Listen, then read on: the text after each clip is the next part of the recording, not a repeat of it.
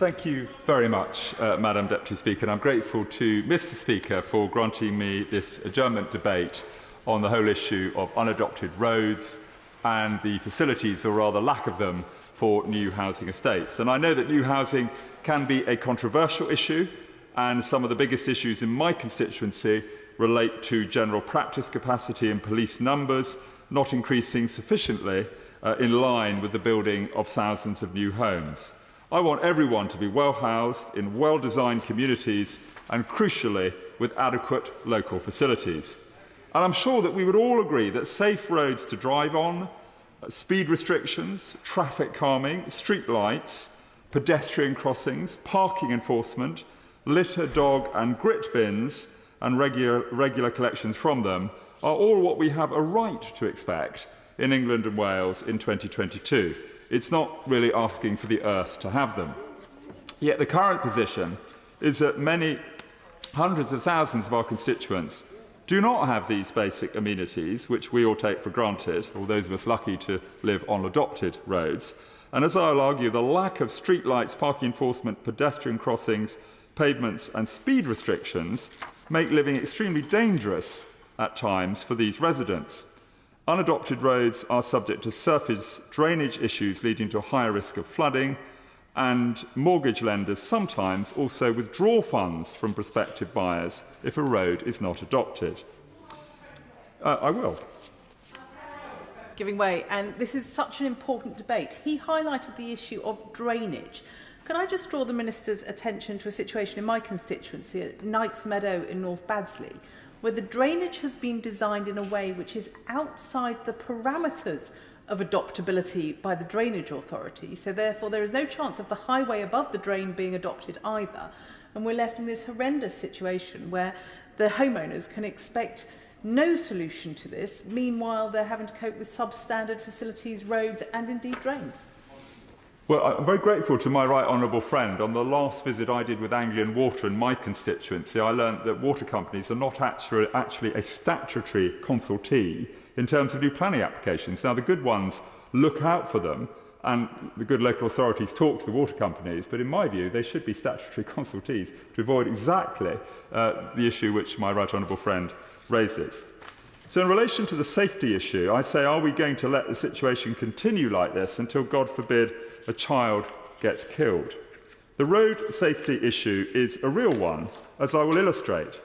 The Fletcher Road estate in South Gloucestershire is not adopted, and the traffic regulation order to bring in a 20-mile-an-hour zone will not come in until the entire estate is complete, which could take 10 years. Last year, a child was seriously injured on the estate, and the accident safety report concluded that if the road had been properly constructed, had speed humps, surfacing and a 20-mile-an-hour limit, it would have been safe. Now, the Levelling Up Secretary has quite rightly used his righteous anger to make massive progress on dealing with the cladding issue and most recently with the mould issue. So my request to him is to make it a hat-trick on behalf of hundreds of thousands of people who are paying full council tax without basic facilities, many of which are designed to keep them safe. During the American War of Independence, a cry went up, no taxation without representation. So why is it that we require new residents on new estates to pay full council tax while receiving very much less than full council services? And many residents are now paying twice for identical services. On the Castle Mead estate in Wiltshire, residents will pay the equivalent of Bandee Town Council tax to a management company to use the open spaces around their homes while still paying full council tax. And that does not seem fair or right. The last full survey of unadopted roads was conducted by the Department for Transport in 1972, when it was estimated there were 40,000 unadopted roads in England and Wales, covering some 4,000 miles of road. It's very concerning that we do not have figures for the situation today. Let me take the Minister on a tour around my constituency. On Theedway in Leighton Buzzard, 3 streetlights don't work, all close to an assisted living residence where many people have mobility issues. There's no parking enforcement, no road signage, all of which are dangerous. And in nearby Copia Crescent, one street light is on all of the time while the other one is broken. And local residents don't know who to go to, which developer to get these issues fixed. In nearby Grebe Drive, Goldfinch Road and Fraserfields Way, residents report dangerous speeding, no traffic calming, no speed enforcement and churned up verges. One householder is having difficulty selling his property because his road is not adopted, so we're making people's main asset more illiquid and reducing the ease with which they can move. Properties in Clay Furlong and Claridge Close were sold in 2003, that's when the first residents moved in, and so nearly 20 years later, the roads have still not been adopted, and that is simply not good enough. In Dunstable, the residents of Harvey Road have never had street lighting and have to navigate round potholes, and the situation has gone on at least since 1961. On a new estate in Dunstable, being built at the moment, a resident from Tilling Green tells me that she has no street lights and parking on junctions is extremely dangerous, and she's had no reply from her management company about these issues. A constituent from the new Eleanor Gardens development in Dunstable tells me that Taylor Wimpey told them that they'd handed the estate over to the council. But Central Bedfordshire Council said they were unable to help because the handover had not happened. And so homeowners, with all the pride and excitement in their new homes, have been left in the lurch again, not knowing who to go to get multiple problems sorted out. I will, indeed, because... My honourable friend for giving way, I just want to reassure Madam Deputy Speaker, I don't intend to take up all afternoon doing this. But the point that he makes is so important that homeowners don't know where to go. They assume it's the council, then find the road is unadopted. They assume it is the developer and then find there is a management company set up, who in many cases, like in several developments in my constituency, simply don't respond to them. Well, my right honourable friend, in a typically insightful further intervention, makes exactly the right point. And if she is able to stay just to the end of my speech, I actually outline a number of potential solutions, which I'm excited about, because I think that there are things we could do which don't require money, which may not even require legislation, which would make a considerable difference. So I'm not just going to outline the problems, Madam Deputy Speaker, I'm going to come up with solutions, which is what we're here to do in this place, isn't it? Now, in Bidwell West, which is a huge new area in my constituency, we have all of these issues, first brought to my attention by a young couple from Centurion Way who are proud of their new home and want to be proud of the area they live in. They came to see me in my surgery in June to ask for litter bins, and the adoption manager from Linden Homes would not even agree to speak to me when I raised this issue with the company. The leader of Central Bedfordshire Council has told me that some developers have worked with the council in the past to install and empty litter bins before the roads are adopted. So if some developers can do that, why can't all of them? A mother from Bidwell West tells me that her 9-year-old daughter is scared to walk to school because there are no pedestrian crossings, and there have already been numerous head-on crashes in her new estate because of the lack of signage and speed restrictions. There are now very large potholes appearing in some of the roads, and the lack of lighting is dangerous for dog walkers and other pedestrians on these dark winter evenings. A resident from the King's Houghton estate, north of Houghton Regis, tells me that Persimmon indicated to purchasers that the roads would be adopted by the local authority, and 5 years later, this has not happened. So the residents pay for council tax and a service charge to a management company, where the majority of directors are Persimmon staff, and despite the residents having been told that there would be a director election process, this has not been forthcoming. So why should the residents have to pay twice? They also believe they could do a better job running the management company than the Persimmon directors could. And my honourable friend from Redditch has told me that Hollyoaks Field First School, where there are no road markings and no parking near the school, has resulted in children and parents having to walk on the road to school, which again is extremely dangerous. Now, I'm particularly indebted to the briefing I've received for this debate from the Reverend Tim Haynes, the pioneer community worker for Bidwell West. He points out that on new developments, it's not clear who is responsible for what, the very point my right honourable friend has just made, and that at the very least we need a stakeholders working group comprising builders, housing associations, landowners, the local authority and residents. Every developer with a responsibility for streetlights and so on should have a named, available point of contact for residents and council officers to contact. Now, I'm very grateful to the Local Government Association, the National Association of Local Councils, and to the Home Builders Federation for the briefing they've provided to me for this debate. And I'm optimistic that a better future can be created, but it will need the Department for Levelling Up Housing and Communities to take a lead and establish best practice requirements with penalties for failure to comply. Some local authorities report that developers start building a road before entering into the Section 36 agreement or try to vary the terms of the Local Highway Authority's Section 38 agreement. In other cases, developers may build a road very slowly and not finish it, or not build the road up to the Local Highway Authority standards. The Sewerage Authority may also take time to adopt the sewers under the new road. The road may also be finished, but there could be outstanding construction defects which the developer needs to fix, such as defective streetlights, potholes, overgrown verges and broken drain covers. The Home Builders Federation note the unacceptable inconsistency between local highways authorities, with inspection fees varying between 5 and 15% of the bond value, and the length of time between a technical submission and a technical approval for both Section 278 and Section 38 agreements varying between 1 week and 1 year. The Home Builders Federation requests that costs imposed on them by local highways authorities be reasonable and consistent, and that the process for technical approval and legal engrossment be simple, effective, rapid, trackable and measurable, all very reasonable demands. They ask that councils do not seek betterment schemes over and above the engrossed legal agreement and prevent adoption as a result.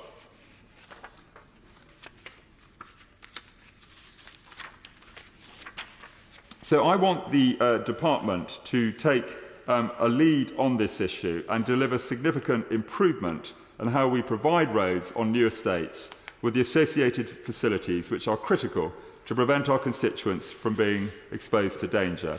And I say again, that danger could lead to loss of life. In Wales, a good practice guide has been adopted, with local highway authorities and house building federations have signed up to. At the pre-application stage, the highway authority is involved, and if 5 or more properties are served by public highways, the highway authority serves an advance payment code notice on the developer within 6 weeks of building approval. Once the notice has been served, then works cannot commence without a bond being in place equivalent to the total cost of construction of roads as estimated by the Highways Authority. And during this period, a Section 38 agreement can be negotiated or ideally done even sooner. So my plea to the Minister is to take the learning and evaluation of what has happened in Wales and to build on that for England, and to take the sensible points made by both local authorities and the Home Builders Federation to get agreed national standards which are enforceable, and to do so with speed and determination. Minister Lucy Fraser. Thank you very much, Madam Deputy Speaker. And I would like to start by thanking my honourable friend, the member for South West Bedfordshire, for so powerfully articulating his constituents' and many other constituents' concerns regarding unadopted roads. He talked about constituents who are often paying full council tax, but they're forced to live on private roads which are riddled with potholes and devoid of basic necessities like streetlights, road signs or litter bins. And my honourable friend, the member for Romsey and Southampton North, also raised an issue that she has in Night Meadows, raising issues and concerns. And I believe that all of us here can agree that irrespective of whether a housing estate is old or new, And no one should be forced to live on a street which is so poorly maintained that it negatively impacts their quality of life. So firstly, I'd like to directly respond to the recommendations that my honourable friend has made, especially in relation to sections 278 and the section 38 agreements, as well as the guidance that he referred to in Wales. And then I'd like to identify some of the steps that the government is already taking to strengthen enforcement powers of local authorities and to make sure that roads are properly maintained, and then address some broader points raised by my honourable friend's speech. I'd just like to take this opportunity to reassure my honourable friend that I'm committed to working with him and indeed honourable members across this House to make sure that we can find the right solutions to the problems that he has highlighted. I'm not only happy to, but I would be delighted to meet with him and share the benefits of his research and expertise and discuss this issue in more depth so that we can find the right answers to these questions. So turning now to his recommendations. My honourable friend mentioned that in Wales, a good practice guide has been adopted by local highway authorities and house building federations. He noted at the pre-application stage the highway authority is involved if 5 or more properties are served by public highways. Then the highway authority then serves an advance payment code notice on the developer within 6 weeks of building approval. Now, on guidance, I know that in England, the Department for Transport has issued clear and simple guidance to councils to help them navigate some of the complexities surrounding new development and the adoption, maintenance and upkeep of roads. A guidance which they can use in those initial conversations with developers before a road is built and long before they become major headaches for all parties, not least homeowners themselves. The Department for Transport also published an advice note in 2017 on road adoption and made some significant updates to it in August of this year with some useful advice on bonds and fees. But I've just finished the point that I would like to say that I would be very happy and indeed keen to talk to my honourable friend about how we can further improve on this work that DFT has done. And I'm very happy to give way to my honourable friend. I thank my honourable friend for giving way, and she makes a really important point about the guidance that DFT has already published, already given to major house builders. And the point I want to make is that, as in my honourable friend's case, and in the case of the developers in my constituency, these are major house builders. These are people who should have had this guidance over many years and know how to build roads that are of an adoptable standard. My question to her is, will she use the considerable heft of her department to summon them in and suggest that they start using the guidance that is already available to them? Well, she makes a very valuable point. I'd also be very keen to speak to her on this issue, as she clearly has the same issues in her constituency, as indeed we all do, and is very interested in this point. And of course, as we do raise many issues with house builders, I can add this to the list to raise, because it is important that that guidance is followed and that we do get solutions. Now, my honourable friend, the member for South West Bedfordshire, suggested that England needs more national standards. Now, as he knows, under the Highways Act of 1980, Section 38 agreements allow new roads to be built by developers to become public highways, with the cost of maintenance falling under the public purse too. And it is certainly possible for local highway authorities to adopt streets that they're not currently responsible for. But this is something that's usually agreed at a local level, not at a national level, between the developer and the council. And it's true that councils can use Section 38 to step in if a developer fails to keep its promises regarding a new road or street. The legislation already gives highway authorities the power to do that, but there is no legal obligation for them to do so. So ultimately it is a question for the council that's relevant. And I understand that the Department for Transport's position is that they do not intervene in operational issues, and they don't have powers to make process, statutory or to impose national standards. That said, I do think it's important that we continue to discuss this issue to ascertain what more can be done. And it is worth saying that, of course, it can't always be the case that the local highway authority adopts the road on a new development each and every time, not least because it may be that that's not what residents themselves want. The road may also be incomplete, not built to the right standard, or the drainage not yet adopted by the appropriate body. But whatever the reason, when a road is not adopted by the local highway, liability for maintenance automatically falls to those who own the properties facing the road. And what that looks like might vary depending on the housing development. But by and large, estate rent charges are usually the main way in which residents pick up the tab for a road's maintenance. And the problem arises when homeowners are unexpectedly slapped with bills to maintain roads they didn't even know that they were responsible for. And worse, when they challenge these estate rent charges, they find that they have limited rights to do anything about it. I'm very happy to give way. I mean, I'm aware that some unadopted roads go back decades and decades, but it does concern me that a major new development on the east of Leighton Buzzard in my constituency, where residents moved in only in 2003, that the roads are still not adopted. It's 20 years later. And really, I think it is entirely reasonable that the people buying those homes would think that these issues would have been sorted out, by the developer, with the agreement of the local authority. Does she get the importance of these issues not just dragging on and on and on, the need for quite swift resolution? I do totally understand the point, and I, as a local MP, have worked with developers and streets to get to that position where roads are adopted so that the local authority can take over. So I totally understand the point he is making, and I look forward to the conversations that we will have to think about how we can address this further.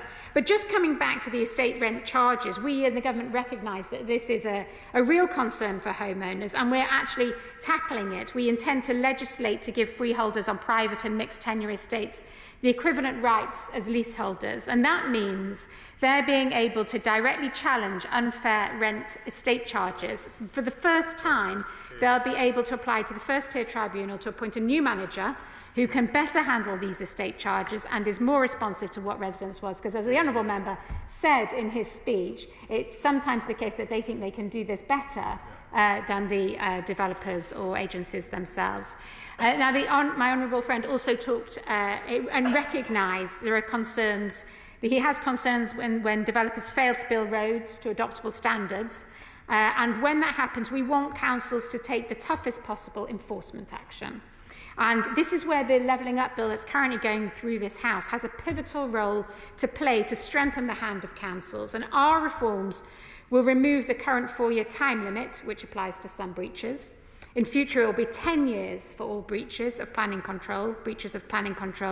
We're also doubling the maximum period of a temporary stop notice from 28 to 56 days. And at the same time, we're focused on closing existing loopholes that let developers obtain planning permission after a breach has occurred. I'm very happy to give way. Can I just ask her whether any of those powers will apply retrospectively, or is this just going to be going forward? So will my honourable friend and I still be dealing with a 20-year-old case in his constituency, and one that's certainly been rumbling on for 10 in mine when the Levelling Up Bill has passed? It is. Well, I'm very happy to get back to her, but I assume the maximum is 10 years in any event for the breaches of planning controls. Could I just, very quickly on that specific point. So my point being that we have existing problems, and will new legislation act in a retrospective way to tackle the existing problems, or is this only going to be solving the future problems that haven't yet occurred in developments yet to be built? Well, I'm very happy to get back to her on that specific point. But we do recognise that if developers flout the rules and breach conditions, they will run the risk of being hit, also with unlimited fines. And also the status quo is that when a new development is granted planning permission, councils can also use Section 106 planning obligations to make sure developers build roads to unadoptable standards. And it's important to stress that when residents have a complaint about the local planning and highways authority, which hasn't been adequately resolved, they can also complain to the local government and social care ombudsman. I want to finish by thanking my honourable friend and my other honourable friend, the member for Romsey and Southampton North, for taking part in this debate and securing it. It's an important issue, and we in the government don't underestimate for a second the misery that unadopted roads can inflict on our residents. And be in no doubt that we get that poorly constructed, poorly maintained, poorly funded streetlights blight neighbourhoods, erode people's pride in the place they live, and ultimately can ruin lives. And where loopholes have been exploited, where councils have been lacking in enforcement powers, and where home buyers have found themselves powerless to challenge unfair bills, we are changing the law already to put things right. But I'm very grateful for my honourable friend's constructive thoughts on where there is further room for improvement, and look forward to those further conversations. We are committed to working with councils, with the housing industry, with honourable members from all sides of this House to raise the bar on quality and safety of roads and streets in all developments, and to level up communities by ensuring that vital infrastructure and services are right there on the doorstep when they need it. And that is our ambition, and that is what we are determined to deliver.